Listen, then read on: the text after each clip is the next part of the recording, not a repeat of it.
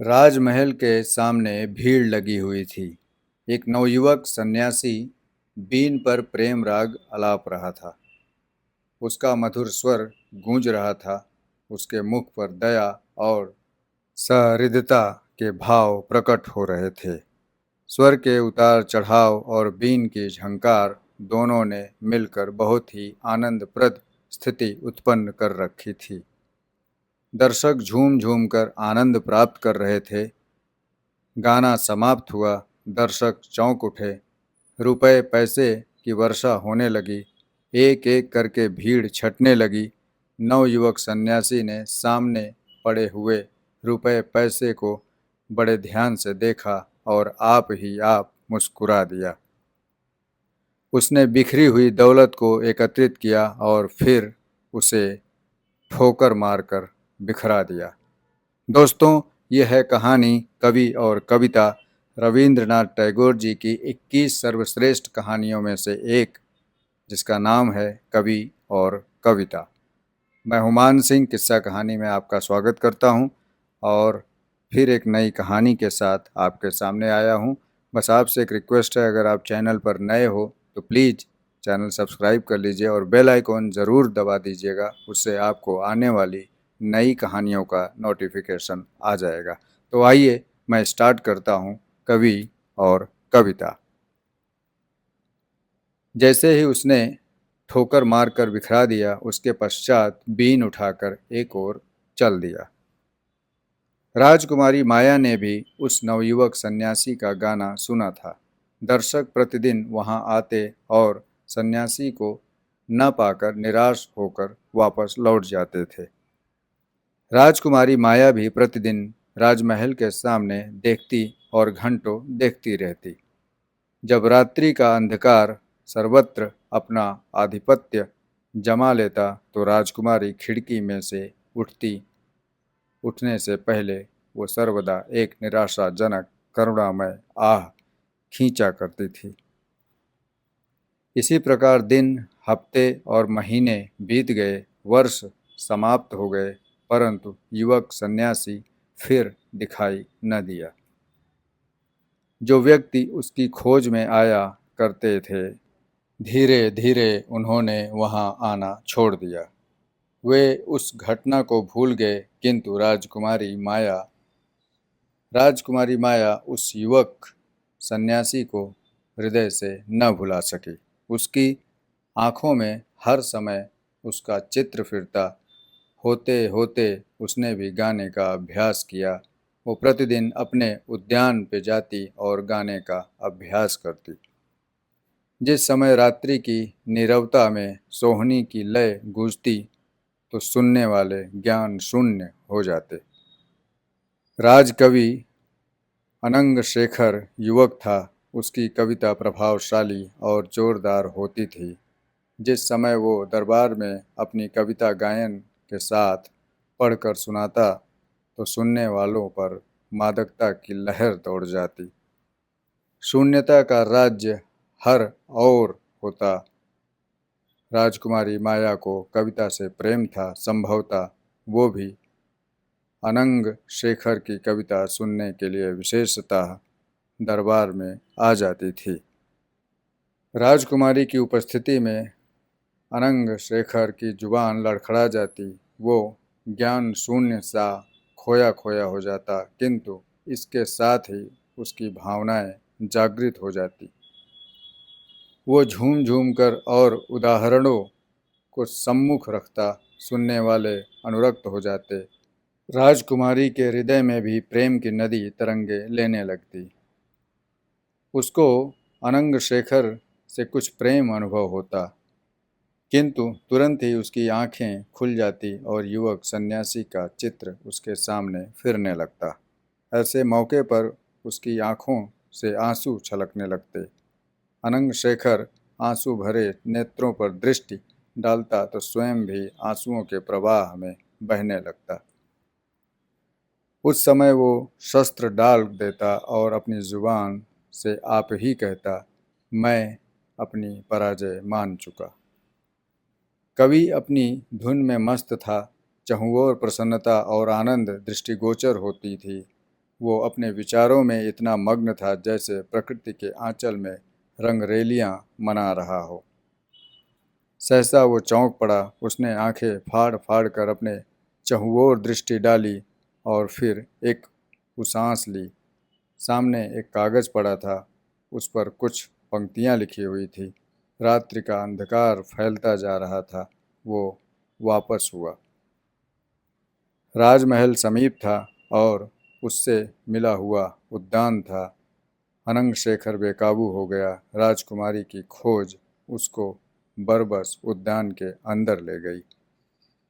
चंद्रमा की किरणें जलस्रोत की लहरों से अटखेलियां कर रही थी। प्रत्येक दिशा में जूही और मालती की गंध प्रसारित थी।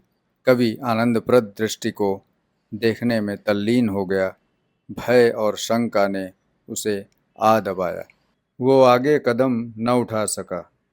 समीप ही एक घना वृक्ष था। उसकी छाया में खड़े होकर वो उद्यान के बाहर का आनंद प्राप्त करने लगा। इसी बीच में वायु का एक मधुर झोंका आया। उसने अपने शरीर में एक कंपन अनुभव किया। इसके बाद उद्यान से एक मधुर स्वर गूंजा। कोई गा रहा था। वो अपने आपे में न था। कुछ खो सा गया। मालूम नहीं इस स्थिति में वो कितनी देर खड़ा रहा। जिस समय वो होश में आया तो देखा कोई पास खड़ा है। वो चौंक उठा। उसके सामने राजकुमारी माया खड़ी थी। अनंग शेखर का सिर नीचा हो गया। राजकुमारी ने मुस्कुराते हुए होठों से पूछा, अनंग शेखर, तुम यहाँ क्यों आए? कवि ने सिर उठाया, फिर कुछ लजाते हुए राजकुमारी की ओर देखा, फिर से मुख से कुछ न कहा। राजकुमारी ने पूछा, तुम यहाँ क्यों आए हो? इस बार कवि ने साहस से काम लिया। हाथ में जो पत्र था वो राजकुमारी को दे दिया। राजकुमारी ने कविता पढ़ी। उस कविता को अपने पास रखना चाहा, किंतु वो छूटकर हाथ से गिर गई। राजकुमारी तीर की भांति वहां से चली गई। अब कवि से सहन न हो सका। वो ज्ञान शून्य होकर चिल्ला उठा, माया, माया। परंतु अब माया कहाँ थी? राज दरबार में एक युवक आया। दरबारी चिल्ला उठे, अरे, ये तो वही सन्यासी है जो उस दिन राजमहल के सामने गा रहा था। राजा ने मालूम किया, ये युवक कौन है? युवक ने उत्तर दिया, महाशय, मैं कवि हूँ। राजकुमारी उस युवक को देखकर चौंक उठी। राजकवि ने भी उस युवक पर दृष्टि डाली। मुख फंक हो गया था। पास ही एक व्यक्ति बैठा हुआ था। उसने कहा, वाह, ये तो एक भिक्षुक है। राजकवि बोल उठा, नहीं, उसका अपमान न करो, वो कवि है। चहुओर सन्नाटा छा गया। महाराज ने उस युवक से कहा, कोई अपनी कविता सुनाओ। युवक आगे बढ़ा। उसने राजकुमारी को और राजकुमारी ने उसको देखा। स्वाभिमान अनुभव करते हुए उसने कदम आगे बढ़ाए। राजकवि ने भी ये स्थिति देखी तो उसके मुख पर हवाइयाँ उड़ने लगी। युवक ने अपनी कविता सुनानी आरंभ की। प्रत्येक चरण पर वाह वाह की ध्वनियाँ गूंजने लगी। किसी ने ऐसी कविता आज तक न सुनी थी। युवक का मुख स्वाभिमान और प्रसन्नता से दमक उठा। वो मस्त हाथी की भांति झूमता हुआ आया और अपने स्थान पर बैठ गया। उसने एक बार फिर राजकुमारी की ओर देखा और इसके पश्चात राजकवि की ओर। महाराज ने राजकवि से कहा, तुम भी अपनी कविता सुनाओ राजकवि। अनंग शेखर चेतना शून्य सा बैठा था। उसके मुख पर निराशा और असफलता की झलक प्रकट हो रही थी। महाराज फिर बोले, अनंग शेखर, किस चिंता में निमग्न हो? क्या इस युवक कवि का उत्तर तुमसे नहीं बन पड़ेगा? ये अपमान कवि के लिए असहनीय था। उसकी आंखें रक्तिम हो गई। वो अपने स्थान से उठा और आगे बढ़ा। उस समय उसके कदम डगमगा रहे थे। आगे पहुंचकर वो रुका।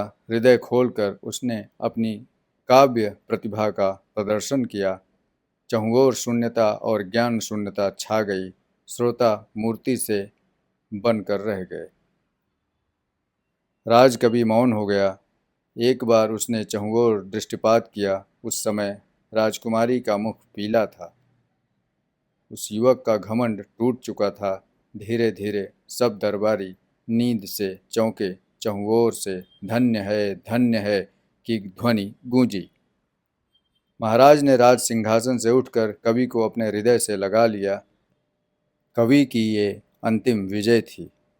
महाराज ने निवेदन किया, अनंग, मांगो, क्या मांगते हो? जो मांगोगे दूंगा। राजकवि कुछ देर तक सोचता रहा। उसके बाद उसने कहा, महाराज, मुझे कुछ और नहीं चाहिए। मैं केवल राजकुमारी का इच्छुक हूँ। ये सुनते ही राजकुमारी को गश आ गया। कवि ने फिर कहा, महाराज, आपके कथानुसार राजकुमारी मेरी हो चुकी। अब जो चाहूँ कर सकता हूँ। ये कहकर उसने युवक कवि को अपने समीप बुलाया और कहा, मेरे जीवन का मुख्य उद्देश्य ये था कि राजकुमारी का प्रेम प्राप्त कर सकूं। तुम नहीं जानते कि राजकुमारी की प्रसन्नता और सुख के लिए मैं अपने प्राण तक न्यौछावर करने को तैयार हूँ। हाँ युवक, तुम इनमें से किसी बात से परिचित नहीं हो, किंतु थोड़ी देर के पश्चात तुमको ज्ञात हो जाएगा कि मैं ठीक कहता था या नहीं। कवि की जुबान रुक गई। उसका स्वर भारी हो गया। सिलसिला जारी रखते हुए उसने कहा, क्या तुम जानते हो कि मैंने क्या देखा? नहीं, और इसका न जानना ही तुम्हारे लिए अच्छा है। सोचता था जीवन सुख से व्यतीत होगा, परंतु ये आशा भ्रमित सिद्ध हुई। जिससे मुझे प्रेम है वो अपना हृदय किसी और को भेंट कर चुकी है। जानते हो, अब राजकुमारी को मैं पाकर भी प्रसन्न न हो सकूंगा, क्योंकि राजकुमारी प्रसन्न न हो सकेंगी। आओ युवक, आगे आओ। तुम्हें मुझसे घृणा हो तो हो, बेशक हुआ करे। आओ, आज मैं अपनी संपूर्ण संपत्ति तुम्हें सौंपता हूँ। राजकवि मौन हो गया, किंतु उसका मौन क्षणिक था। सहसा उसने महाराज से कहा, महाराज, एक विनती है, और वो ये कि मेरे स्थान पर इस युवक को राजकवि बनाया जाए। राजकवि के कदम लड़खड़ाने लगे। देखते देखते वो पृथ्वी पर आ गिरा। अंतिम बार पथराई हुई दृष्टि से उसने राजकुमारी की ओर देखा। ये दृष्टि अर्थमयी थी। वो राजकुमारी से कह रहा था, मेरी प्रसन्नता यही है कि तुम प्रसन्न रहो। विदा। इसके पश्चात कवि ने अपनी आंख बंद कर ली और ऐसी बंद की कि फिर न खुली कभी। दोस्तों, ये थी रवींद्रनाथ टैगोर जी की बड़ी प्यारी सी कहानी, जिसका नाम था कवि और कविता। होप आप लोगों को कहानी पसंद आई हो। कमेंट बॉक्स में ज़रूर लिखकर बताइएगा। और मिलते हैं अगली कहानी में फिर से एक नई कहानी के साथ। किस्सा कहानी चैनल पर बने रहिए। ख्याल रखिए अपना और अपनों का। Thank you very much.